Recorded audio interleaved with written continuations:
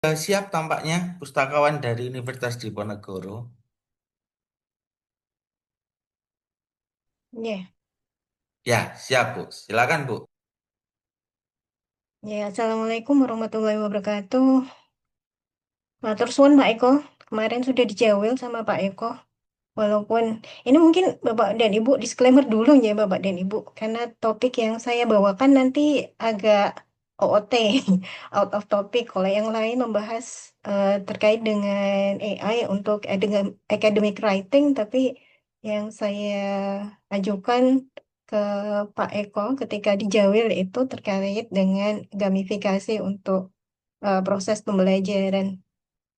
Terus mungkin disclaimer kedua itu terkait dengan materi Bapak dan Ibu. Saya merupakan pustakawan di Fakultas Teknik Universitas Diponegoro. Jadi latar belakang terkait dengan eh, bidang pedagogik pengalaman saya masih sangat terbatas.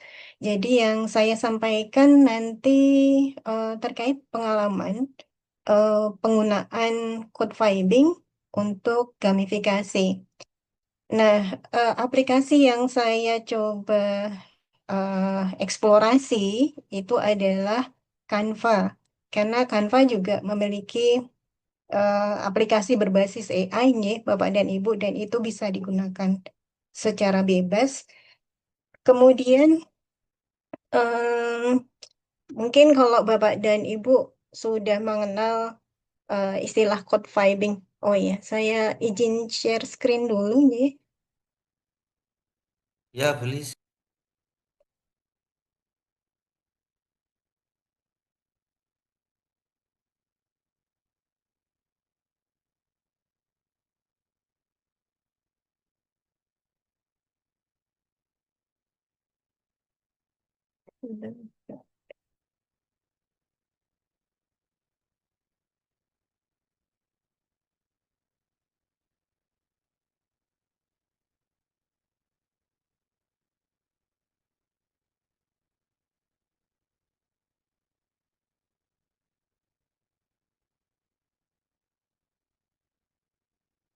Apakah sudah terlihat, Pak Eko? Sudah Bu, sudah. Siap.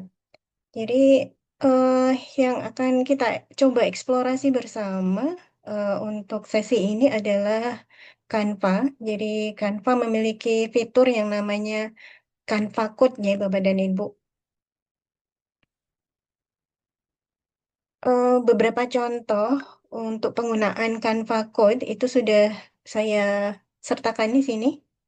Ini adalah website yang domainnya itu menggunakan domainnya Canva. Jadi kalau kita menggunakan Canva Code, kemudian mengenerate satu artefak, entah itu aplikasi ataupun web, itu bisa dititipkan di domainnya si Canva.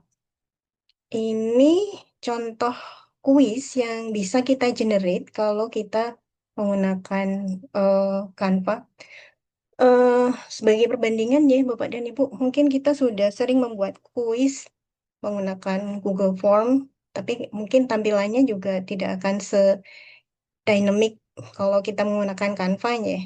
Jadi aspek interaktif dan visualisasinya akan lebih menarik kalau kita menggunakan eh, aplikasi seperti Canva ini. Kemudian contoh lain adalah ini.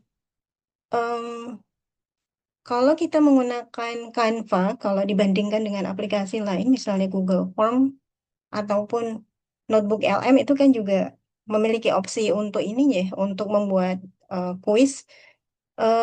Tapi kemampuan yang ditawarkan itu masih terbatas. Tapi kalau kita menggunakan Canva Code, maka opsinya menjadi unlimited ya, ter, eh, lebih luas lagi ketimbang opsi-opsi yang ditawarkan oleh aplikasi tersebut.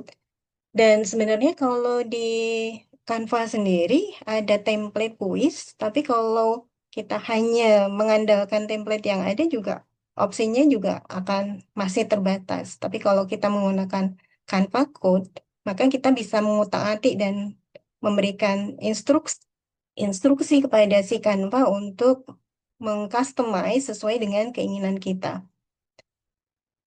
Nah, ini contohnya. Kemudian sedikit eh, introduksi tentang eh, si Canva Code. Jadi, si Canva ini menawarkan vibe coding. Jadi, kalau Bapak dan Ibu pernah mendengar istilah vibe coding, itu ibaratnya kayak non eh, computer science yang akhirnya bisa membuat satu aplikasi walaupun dia tidak mengetahui dasar-dasar codingnya, Pak dan Ibu. Dan membuat satu aplikasi sekarang ini menjadi lebih mudah walaupun dia tidak memiliki basic tentang bahasa pemrograman. Jadi dengan bahasa keseharian kita bisa menginstruksikan si aplikasi tersebut, si AI tersebut untuk mengenerate apapun yang kita minta. Nah, Canva Code sendiri kalau di eh, aplikasi Canva itu bisa diakses baik oleh pengguna Canva versi gratis ataupun versi yang berbayar. Jadi Bapak dan Ibu nanti bisa menggunakan ini baik untuk membuat eh, website, landing page, kuis, atau aplikasi-aplikasi lainnya. Jadi Bapak dan Ibu tidak perlu belajar tentang coding dulu untuk mengenerate suatu aplikasi.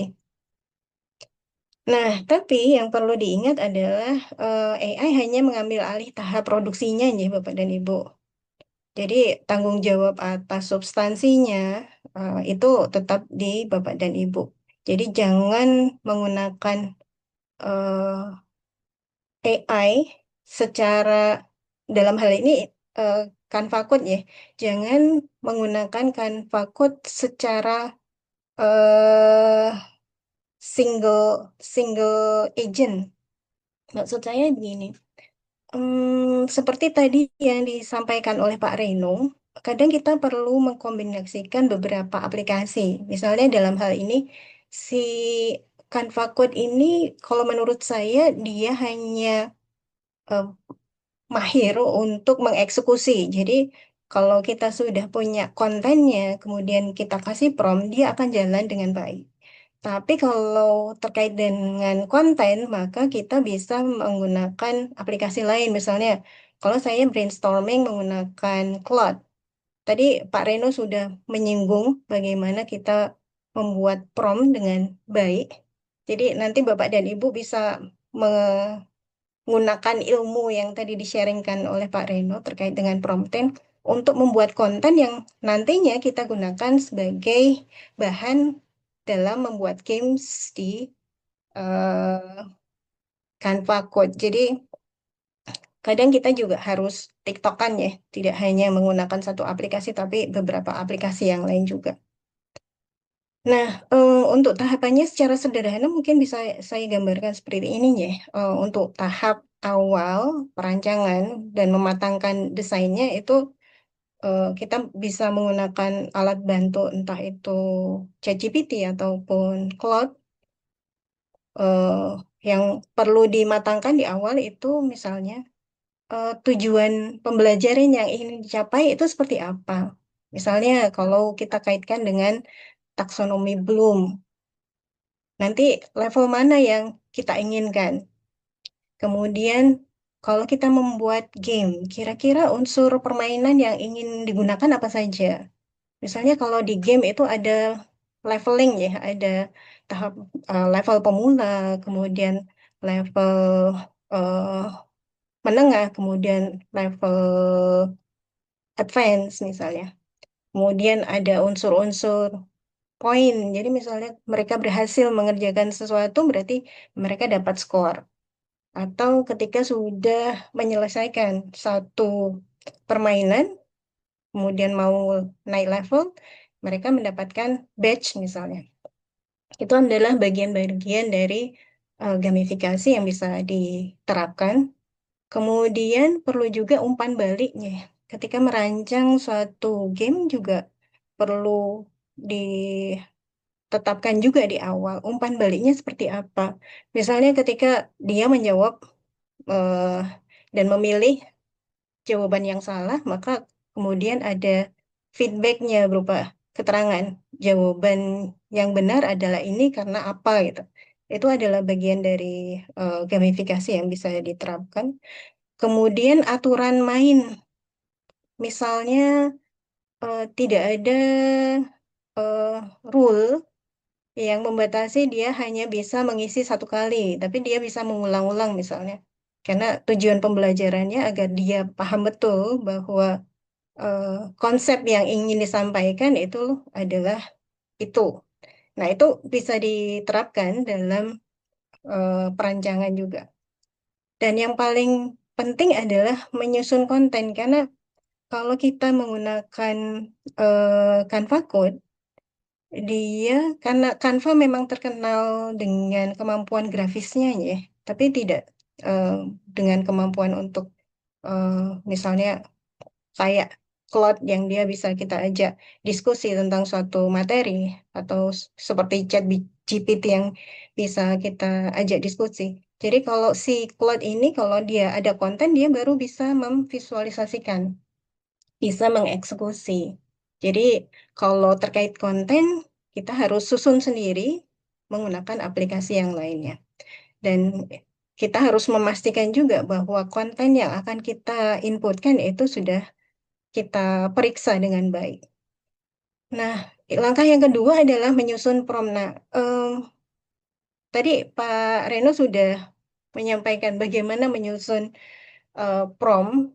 Jadi nanti Bapak dan Ibu bisa custom ininya. Ini adalah contoh prompt sederhana yang nanti bisa kita cantumkan atau kita inputkan di Canva.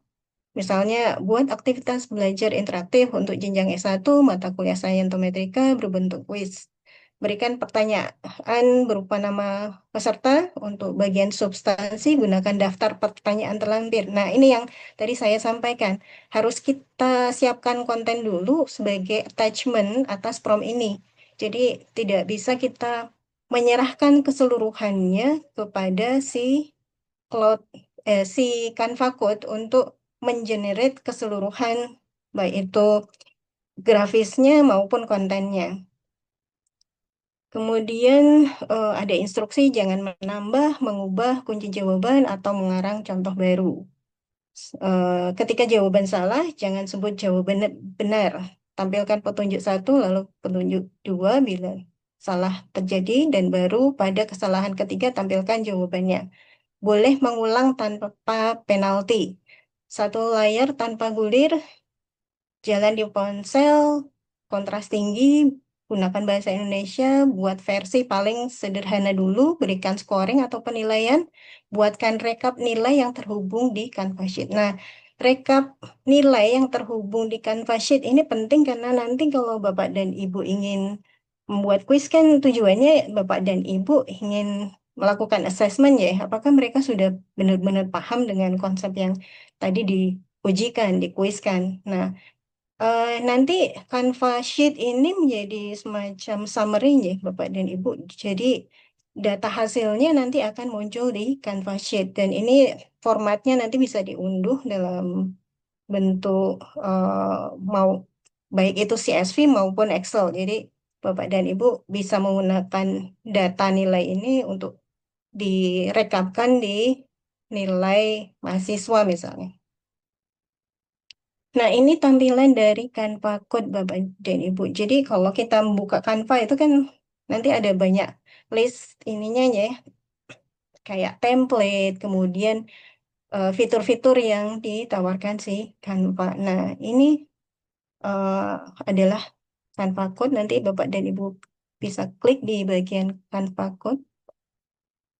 Kemudian, nah ini kalau kita sudah membuka Canva Code itu nanti ada em, bagian di mana kita bisa memberikan instruksi kepada si Canva. Jadi kita inputkan di sini prompt yang tadi, kemudian di attach file berupa daftar pertanyaan misalnya yang ingin kita ajukan ke si Canva agar dia bisa mengenerate suatu quiz berdasarkan list pertanyaan tersebut. Nah, kalau semisal kita sudah berhasil mengenerate, kemudian hasilnya sudah final, kita sudah merasa puas terhadap hasilnya, nanti si eh, kuis tersebut bisa kita publish dan itu kita publish sebagai website. Jadi seperti contoh yang di depan tadi itu bisa dipublish di domain si Canva. Nah, ini kan akan lebih mudah ya karena semisal kita menggunakan vibe coding tapi menggunakan aplikasi entah Cloud, Cloud kan juga punya ini ya, punya Cloud Code. Nah, semisal kita menggunakan Cloud Code, mungkin kita akan bingung juga ini kalau udah jadi pakai Cloud Code, code-nya mau dieksekusi di mana, outputnya akan ditaruh di mana. Nah, kesulitan itu bisa dijawab kalau kita menggunakan si Canva Code. Jadi platformnya itu menyediakan eh, tempat untuk mengenerate, tapi sekaligus tempat untuk menyimpan dan mempublish agar semua orang bisa mengakses dan menggunakan artefak yang sudah kita buat. Nah, kalau kita sudah membuat quiz misalnya, nanti kita bisa melihat hasil inputan quiz di bagian ini, Bapak dan Ibu, di bagian data. Ini yang nanti bisa menjadi data mentah kalau Bapak dan Ibu ingin mendapatkan nilai kuis dari mahasiswa. Ini mungkin kita masuk ke bagian demonya, Bapak dan Ibu. Ini misalnya saya buka Cloud Code, create code. Tampilannya nanti akan seperti ini. Kemudian misalnya saya kopikan promptnya. Sebentar.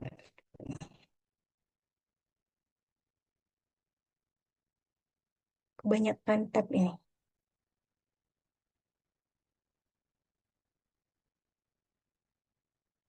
Misalnya di sini saya inputkan promptnya, kemudian saya tambahkan daftar pertanyaan yang sudah saya sudah minta tolong ke aplikasi lain, entah itu Claude atau ChatGPT untuk membuat daftar pertanyaan. Kemudian saya inputkan di sini, saya attach, kemudian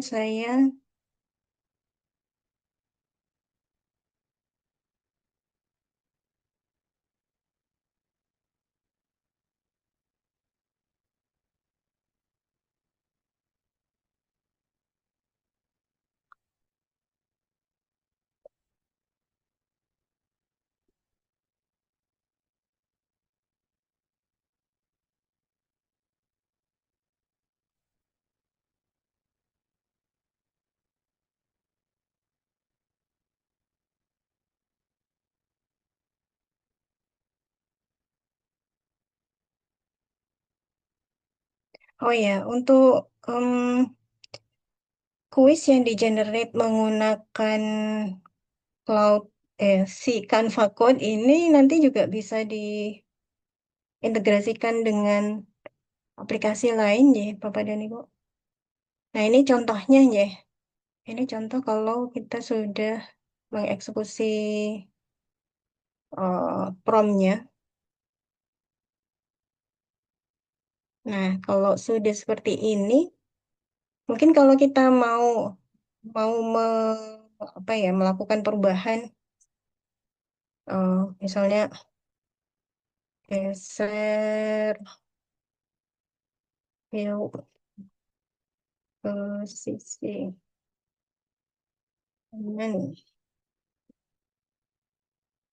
karena saya ingin menambahkan gambar. Misalnya, kalau saya ingin merubah visualisasinya, entah margin atau apapun, nanti kita tinggal memberikan instruksi di bagian chat ininya.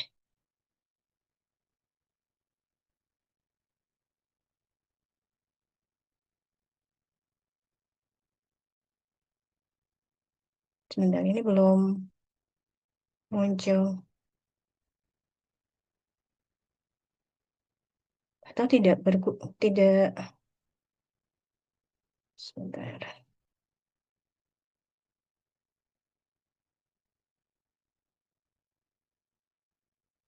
Oh ya, kalau mau merevisi instruksinya nanti kalau terlanjur muncul seperti ini, klik di bagian ini ya, Bapak dan Ibu.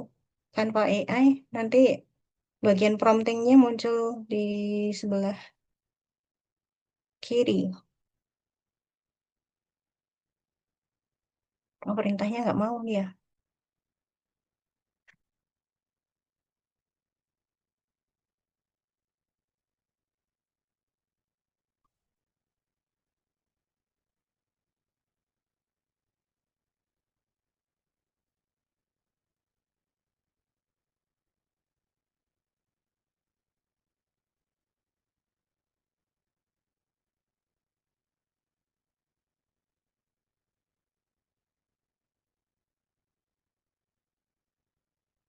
Semoga mau.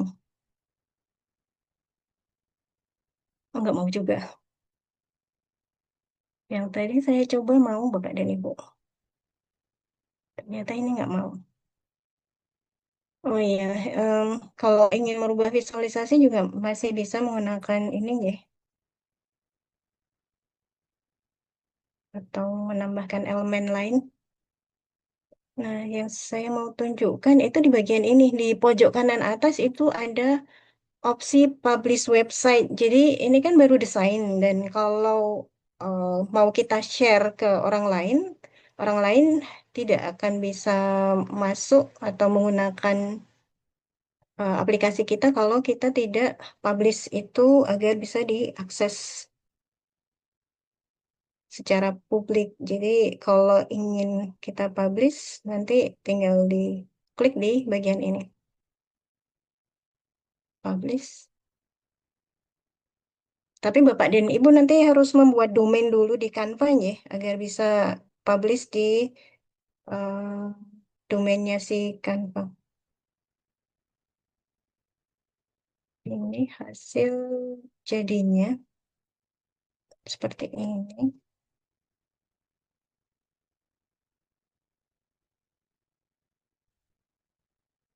Nah, link yang tadi di generate di website si Canva nanti yang bisa kita sharingkan ke orang lain.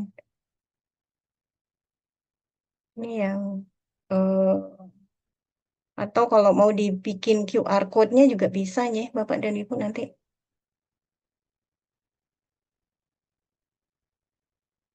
Nah, yang mau saya perlihatkan itu ini juga ini data. Jadi output dari kuis nanti akan muncul sebagai eh Canvas sheet. Jadi kayak Excel tapi ada di sini nanti Bapak dan Ibu. Jadi ada eh, nama peserta kuisnya siapa, kemudian nilainya berapa, kemudian eh, ada keterangan berapa jumlah jawaban benar, jumlah soal, kemudian ada stem date-nya, tanggal pengisiannya tanggal berapa. Nah, ini yang nanti jadi apa ya, bahan utama kalau Bapak dan Ibu mau melakukan penilaian akhirnya, ya. Jadi kalau Bapak dan Ibu mau membuat kuis nanti bisa memanfaatkan si Canva Code ini juga. Nah, kira-kira itu yang bisa saya sharing kan Pak Eko.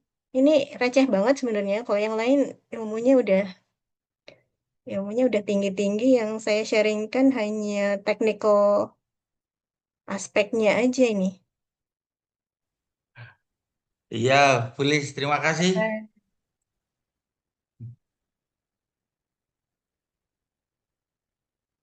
Baik. Terima kasih Ibu Lis atas materinya. Mungkin boleh satu atau dua orang yang ingin bertanya, silahkan kepada Ibu Lis terkait dengan tentang gamifikasi ya di Canva Code. Silahkan Pak Hendra. Baik, Assalamualaikum, Bu Lis. Waalaikumsalam warahmatullahi wabarakatuh. Ya, maaf izin off cam Bu. Bu, saya tertarik dengan Iya, gamifikasi Bu. Tadi di Canva. Ya walaupun Ibu bilang receh, tapi mungkin saya mau coba sebenarnya di Canva itu. Nah, eh, apa namanya? Jadi gamifikasi itu rencananya sebuah produk saya dari riset saya itu gitu. Nah, apakah agar support Canva-nya itu harus memang pro? Kalau pro, nanti mohon disarankan kira-kira pro yang seperti apa? Kemudian tadi saya juga menyimak ada prom ya, ada prom. Nah, apakah promnya itu bisa kita dapatkan dulu dari misalnya dari ChatGPT atau dari apa gitu, kemudian saya nanti perintahkan di Canva gitu Bu.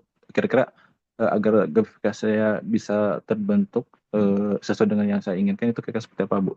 Terima kasih itu Bu. Assalamualaikum warahmatullahi wabarakatuh. Waalaikumsalam warahmatullahi wabarakatuh. Ya, Pak Hendra, untuk pertanyaan yang pertama, sebenarnya saya belum bisa membandingkan ya em, fitur em, versi free-nya dengan versi berbayarnya terkait dengan khusus untuk yang Canva Code. Tapi kalau Bapak dan Ibu berminat, itu sebenarnya kan ada program Canva for Education kalau nggak salahnya. Jadi Bapak dan Ibu bisa apply untuk kegiatan apa program itu. Saya sendiri punya eh, Canva Education karena apply dulu Pak. Jadi eh, kalau Bapak dan Ibu berminat, mungkin bisa menghubungi pihak Canva, kemudian menanyakan ininya, eh, apakah program itu masih dibuka. Kalau memang masih dibuka, apply saja ya, Bapak dan Ibu. Untuk perbandingan fitur maupun apa ya, kayak mungkin kalau aplikasi berbasis AI kan ada eh, berapa jumlah token yang bisa digunakan, berapa eh, apakah ada fitur-fitur tertentu yang limited untuk versi Pro-nya. Nah, itu yang tidak bisa saya jawab untuk kali ini ya, Pak Hendra. Kemudian untuk yang kedua, untuk promptingnya, kadang itu saya menggunakan Chrome juga sih, Pak, kalau untuk ini prompting. Jadi kadang pakai Claude atau pakai Grok. Grok itu juga ini loh, em, walaupun gratisan juga bagus untuk digunakan, bisa dicoba. Karena eh, kadang kita juga perlu ini ya, membandingkan output satu aplikasi AI dengan aplikasi AI yang lain. Jadi kadang kita juga memang perlu ambil ambil sana ambil sini. Jadi kalau kira-kira yang lebih bagus si Grok ya kita coba si Grok. Tapi kalau kita kira-kira ini output si Claude kayaknya lebih bagus deh. Kita pakai si Claude itu. Jadi kadang saya juga nggak pernah apa ya menggunakan tidak pernah setia menggunakan satu aplikasinya. Kadang perlu larak sini karena perkembangan aplikasi itu selalu cepatnya. Kadang ada yang progresnya lebih cepat, kemudian teknologinya juga lebih mumpuni. Jadi kadang perlu diupdate juga. Nggak perlu nggak apa ya? Kalau dulu orang kenalnya ChatGPT itu sebagai pionirnya aplikasi AI, eh, dan kemudian tutup mata terhadap perkembangan aplikasi lain. Kalau menurut saya itu terlalu apa ya, terlalu polos ya, karena eh, perkembangan aplikasi lain itu kadang malah lebih eh, jauh lebih berkembang ketimbang ChatGPT misalnya. Begitu Pak Hendra, mungkin yang bisa saya jawab. Baik, Bu Lis, terima kasih. Ji, Alhamdulillah, mungkin sudah terjawab ya Pak Hendra ya dari Jangan pertanyaan cukup tadi. Mas. Oke, baik. Mungkin cukup ya untuk Yang pertanyaan dari materi Bu Lis. Ini ada apa yang Pak di Eko? chat Mas Mas Zaini dari Bu Desi itu. Lebih Oh iya efektif ada. memakai Canva atau Quizzes, Bulis? Lebih efektif mana memakai Canva atau Quizzes untuk gamifikasi? oh sebentar. Untuk kuisis sendiri saya jarang pakainya. Paling pol itu biasanya saya pakai Mentimeter. Kalau enggak, kalau bikin kuis buat UAS ataupun kuis di kelas, mahasiswa saya kasih Google Form biasanya. Tapi kalau ini kan kalau kita menggunakan si Canva Code itu opsi untuk mengembangkan gamesnya menjadi lebih banyak ya, nggak terbatas. Kalau tadi misalnya saya akan kesulitan membuat kayak TTS kalau saya mengandalkan alat bantu misalnya notebook LM atau menggunakan Google Form karena mereka nggak support untuk itu. Tapi kalau saya minta tolong si Canva Code, dia bisa mengenerate ini kuis tapi modelnya kayak TTS biar mahasiswa juga nggak bosen ya. Kalau formatnya kuisnya kok kayak gitu terus, tapi kalau misalnya formatnya diberikan opsi lain misalnya flashcards atau itu tadi TTS mungkin mereka juga punya ini ya variasi games yang bisa mereka gunakan untuk belajar. Hmm, ada pertanyaan dari Pak Su eh dari Pak Firda atau Mbak Firda ini. Eh, Apakah kita bisa juga membuat prompt untuk mendeteksi mahasiswa membuka tab atau aplikasi lain saat kita membuatnya menjadi bentuk ujian, sejenis anti-cheating?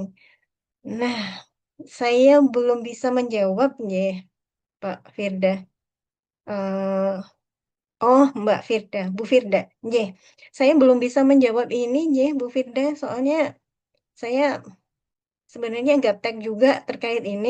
Eh, Jadi mungkin nanti Bapak dan Ibu yang eh, tahu jawabannya prompt untuk mendeteksi mahasiswa atau mungkin ada app khususnya, app khusus yang eh, sebenarnya sudah ada dan sudah banyak digunakan mungkin ya.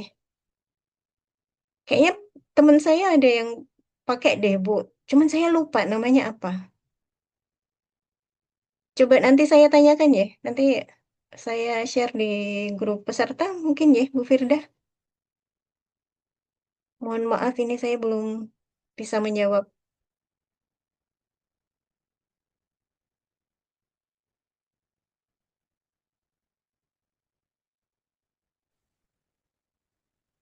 Mungkin Berarti itu ya cukup Bu Pak ya. Eko yang bisa saya Nggih, sampaikan. iya Bu, terima Oke. kasih Bu. Ya, sami-sami Pak. Silakan Mas Zaini. Oke.